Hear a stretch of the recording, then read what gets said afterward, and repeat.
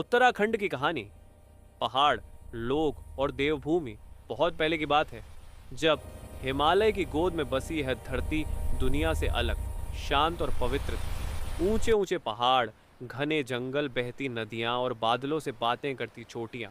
इसी धरती को आज हम उत्तराखंड देवभूमि कहते हैं। सुबह का समय था। बर्फ से ढकी चोटियों के पीछे से सूरज धीरे धीरे बाहर आ रहा था। उसकी सुनहरी रोशनी पहाड़ों पर पड़ते ही ऐसा लगता था मानो देवता स्वयं धरती को आशीर्वाद दे रहे हों। नीचे घाटी में अलकनंदा और भागीरथी नदियां कल कल बह रही थी, जैसे कोई पुरानी कहानी सुना रही हो।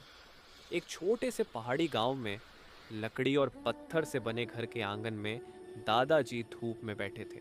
उनका पोता पास आकर बोला, दादा, लोग कहते हैं पहाड़ों में जिंदगी बहुत मुश्किल होती है, फिर हम यहीं क्यों रहते हैं?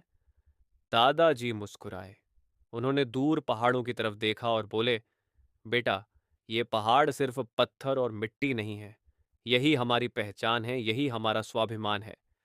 दादाजी ने कहानी शुरू की। उन्होंने बताया कि कैसे भगवान शिव ने केदारनाथ को अपना धाम बनाया, कैसे बद्रीनाथ में भगवान विष्णु आज भी भक्तों की रक्षा करते हैं, कैसे गंगोत्री से निकलकर गंगा माँ पूरे भारत को जीवन देती है।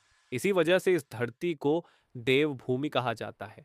लेकिन उत्तराखंड सिर्फ देवताओं की भूमि नहीं है, यह यहाँ रहने वाले लोगों की भी कहानी है।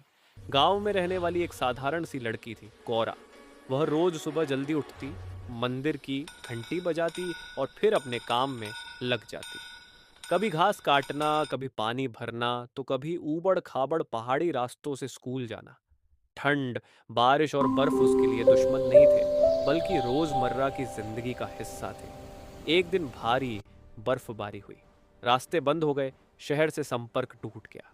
चारों तरफ सन्नाटा था। गौरा की माँ ने कहा, बेटी, हिम्मत मत हारना, पहाड़ हमें तोड़ते नहीं, मजबूत बनाते हैं। उस दिन गौरा को समझ आ गया कि पहाड़ों में रहना आसान नहीं, लेकिन यहीं सच्ची ताकत छुपी है। उत्तराखंड की शामें भी अपनी अलग पहचान रखती है। ढोल दमाऊं की गूंज घाटियों में फैल जाती है।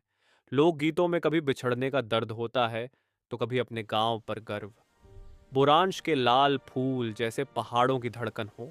यहाँ के लोग कम बोलते हैं, लेकिन दिल से निभाते हैं।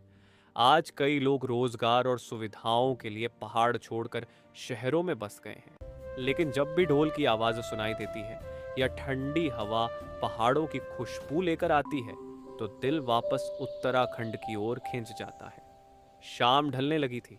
दादाजी ने अपनी बात खत्म करते हुए कहा, बेटा, अगर भारत की आत्मा कहीं बसती है तो वो यहीं पहाड़ों में है, उत्तराखंड में। पोते ने पहाड़ों की ओर देखा।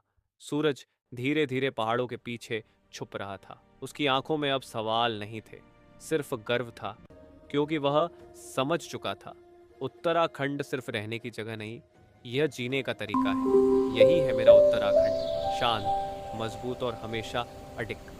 कहानी यहीं खत्म नहीं होती। उत्तराखंड के पहाड़ों, लोगों और संस्कृति से जुड़ी कई अनसुनी बातें अभी बाकी हैं।